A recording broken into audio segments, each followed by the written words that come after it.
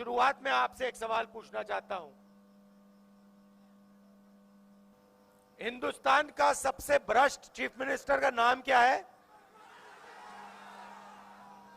जरा फिर से बोलना।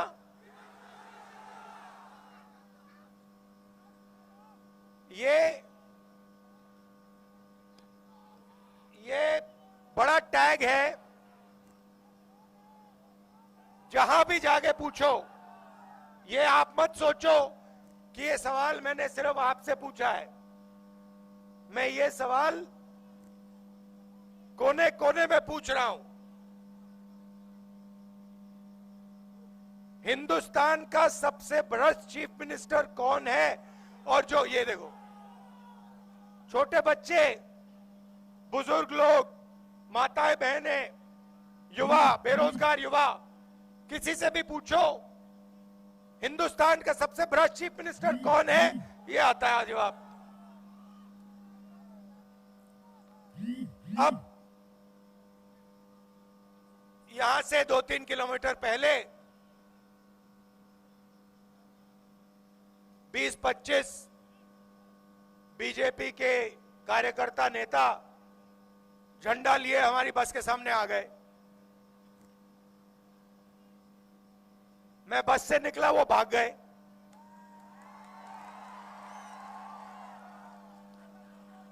मतलब क्या समझ रखा है इन लोगों ने कि कांग्रेस पार्टी बीजेपी के कार्यकर्ताओं से, आरएसएस के कार्यकर्ताओं से डरती है क्या?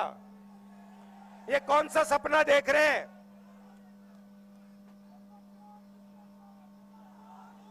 जितने हमारे पोस्टर फाड़ने फाड़ लो, जितने हमारे प्लेकार्ड्स फाड़ने फाड़ दो, कोई फर्क नहीं पड़ता हमें। हमारी विचारधारा की लड़ाई है। हम किसी से नहीं डरते हैं, ना नरेंद्र मोदी से डरते हैं, ना यहां के चीफ मिनिस्टर से डरते हैं।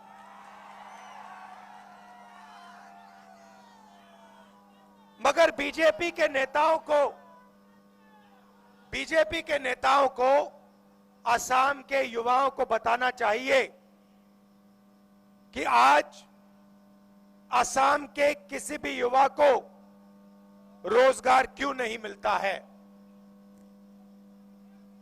यहां के युवा स्कूल जाते हैं, प्राइवेट स्कूल में जाते हैं, जेब से पैसा देते हैं। उसके बाद कॉलेज जाते हैं, यूनिवर्सिटी जाते हैं, पढ़ाई करते हैं, कॉम्पिटिटिव एग्जाम लेते हैं, और लाखों रुपए खर्च करने के बाद पता लगता है कि असम में युवाओं को रोजगार नहीं मिल सकता। कुछ भी कर लो, यहां पे आपको जॉब नहीं मिल सकता। इसका जवाब नरेंद्र मोदी और आपके चीफ मिनिस्टर को देना चाहिए। इसका जवाब नहीं देते हैं। आज मैं जो चाय के मैदान में काम करते हैं, मजदूर भाई जो चाय के मैदान में काम करते हैं, वो आए, मुझे कहते हैं कि बीजेपी ने अपने मैनिफेस्टो में वायदा किया था कि हमारा रेट बढ़ाएंगे, 350 रुपए का कर देंगे। मैंने उनसे पूछा क्या हुआ? कहते राहुल जी, बीजेपी ने हमसे सीधा अपने मैनिफेस्टो में झूठ बोला।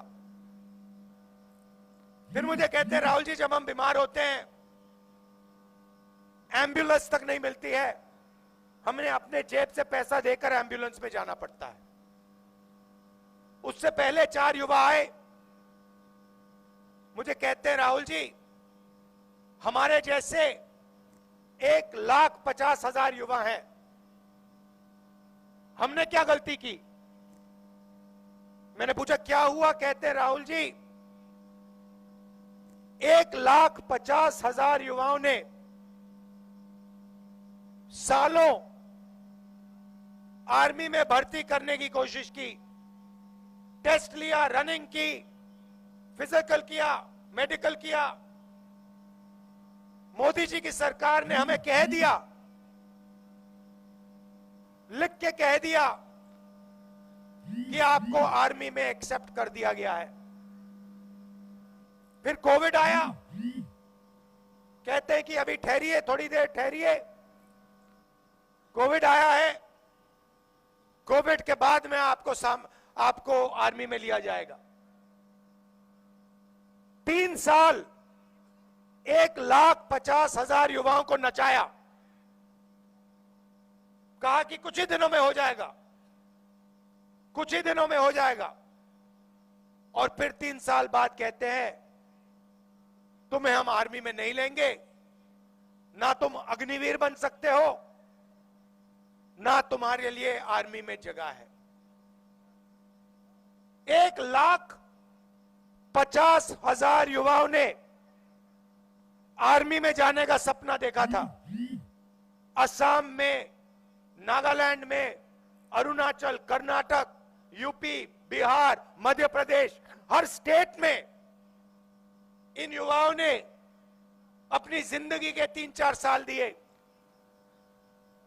हिंदुस्तान की आर्मी कहती है कि हमने तुम्हें एक्सेप्ट कर लिया। 3 साल बाद हिंदुस्तान की सरकार कहती है तुम्हारे लिए हिंदुस्तान की सेना में जगह नहीं है। तो यह सुनने को मिल रहा है। किसान आते हैं, कहते हैं खून पसीना लगा देते हैं हम, 24 घंटे खेत की देखभाल करते हैं, मेहनत करते हैं, रात को सो नहीं पाते, और फिर जब टाइम आता है,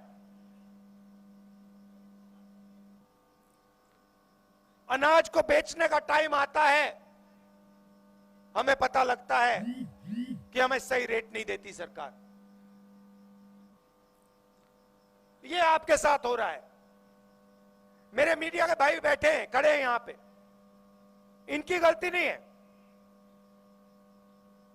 ये जूनियर लोग हैं, कैमरा चलाते हैं, रिपोर्टिंग करते हैं। मगर मैं आपसे पूछना चाहता हूं, असम के टीवी पर आपने कभी बेरोजगारी पर डिबेट देखा है? कभी महंगाई पर डिबेट देखा है? कभी किसानों के बारे में डिबेट देखा है? कभी अग्निवीरों के बारे में डिबेट देखा है? नहीं। आपको बॉलीवुड के बारे में बता देंगे, ऐश्वर्या राय के बारे में बता देंगे, क्रिकेट दिखा देंगे, मगर जो आपके मुद्दे हैं, जो आपको चुभते हैं, जो आपका दर्द है, आपके जो सपने हैं, इनके बारे में इनके बारे में ये एक शब्द नहीं बोलते। क्यों नहीं बोलते? क्योंकि कंट्रोल कहीं और है।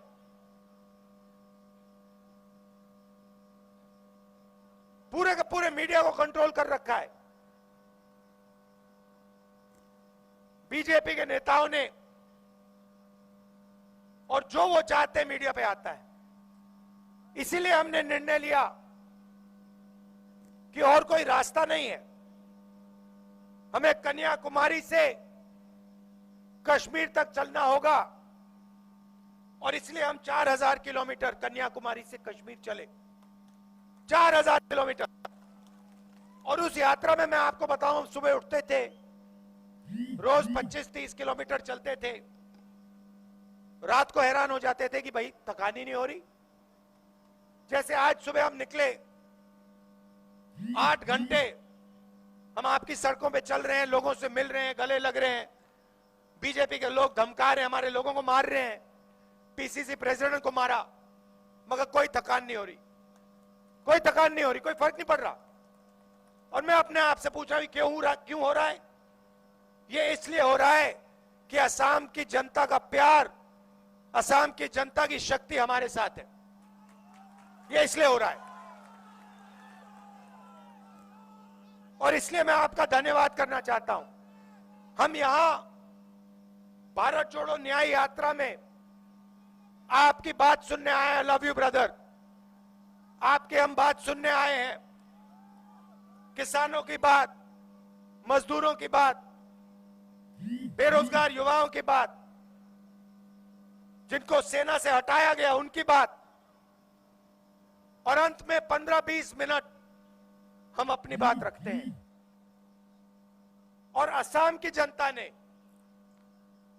मैं आपको बता रहा हूं, पिछले 2-3 दिन में दिल खोलकर हमें, दिल खोलकर प्यार दिया है। ये 10-15 लोग हैं बीजेपी वाले, झंडे लिए घूमते हैं, नारे लगाते हैं, मगर असम का जो आम आदमी है, जो युवा है, माताएं बहनें हैं, किसान हैं, मजदूर हैं, इन सब ने दिल खोल के हमें प्यार दिया है, पूरी की पूरी शक्ति हमारी यात्रा में दी है। इसके लिए मैं आपको दिल से धन्यवाद करता हूं, और ये कभी जिंदगी भर मैं नहीं भूलने वाला। और देखिए, बहुत बड़े नेता आए हैं, बड़े बड़े नेता आए हैं, बड़े बड़े नेता चले गए हैं, और जितना उनमें अहंकार होता है, जिनके उनके दिल में नफरत होती है, उतनी जल्दी वो जाते हैं, गायब हो जाते हैं।